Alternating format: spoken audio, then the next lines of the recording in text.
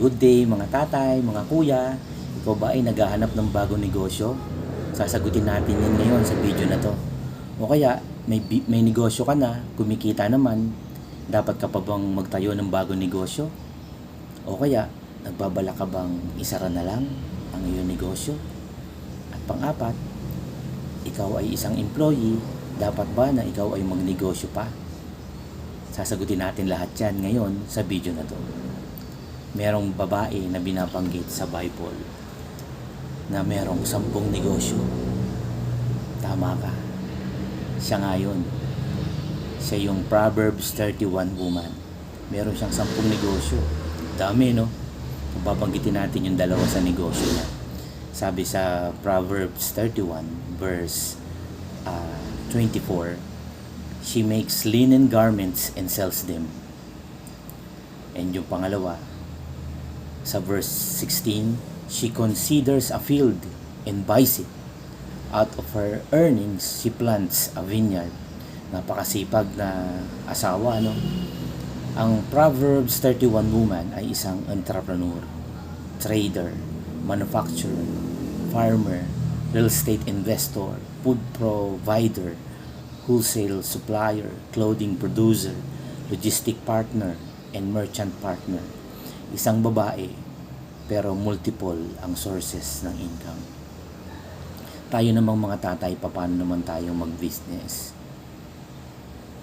Ang mga tatay na katulad natin ay dapat ding magkaroon ng mga pinagkakakitaan.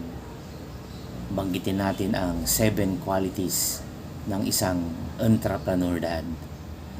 Hindi lang madiskarte, kundi pinapatibay ng Diyos ang mga kamay.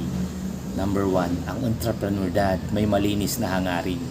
Proverbs 16:3, commit to the Lord whatever you do, and your plans will succeed. Hindi lahat ng madiskarte pinagpapala, pero ang tatay na malinis ang hangarin, kahit maliit na negosyo, umuunlad. Ang entrepreneur dad may multiple streams of income. Proverbs 31:16, she considers a field and buys it. Out of her earnings, she plants a vineyard. Hindi umaasa sa iisang kita. Hindi umaasa sa swerte, kundi gumagawa ng paraan. Gumagawa ng pangalawang kita, pangatlong pinagkakakitaan, pang-apat na pinagkakakitaan. Dahil ang responsible na tatay, hindi umaasa, naghahanda. Ang entrepreneur dad ay marunong mag-invest. Matthew 25:14-30, yung parable of the talents, naaalala mo? Hindi basta-basta gumagastos. Marunong mag-invest. Ang pera niya, hindi na iiwan sa bulsa. Pinagtratrabaho niya. Ang tamad na uubusan. Ang matalino, lalong nadaragdagan. Ang entrepreneur dad ay nagbibigay buhay sa pamilya. 1 Timothy 5:8, he who does not provide has denied the faith. Hindi lang naghahanap buhay si tatay, si kuya, kundi nagbibigay buhay. Iniaangat ang pamilya, hindi nagpapalubog. Ang entrepreneur dad ay marunong umiwas sa maduming negosyo. The Lord detests dishonest scales. Ayaw po ng Panginoon ng madayang timbangan. Ang barako na tatay, hindi dumidiskarte ng marumi, hindi nandadaya, kasi alam niya, kung hindi galing kay Lord, ang balik ay problema.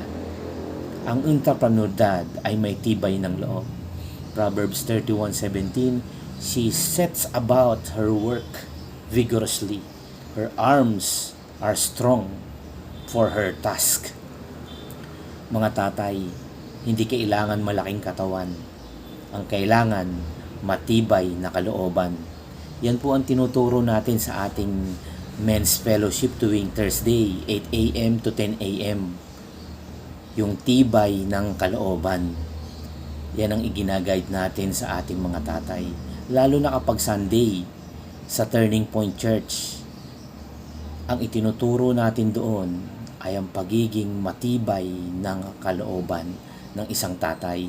Ang Sunday ay worship natin sa Panginoon.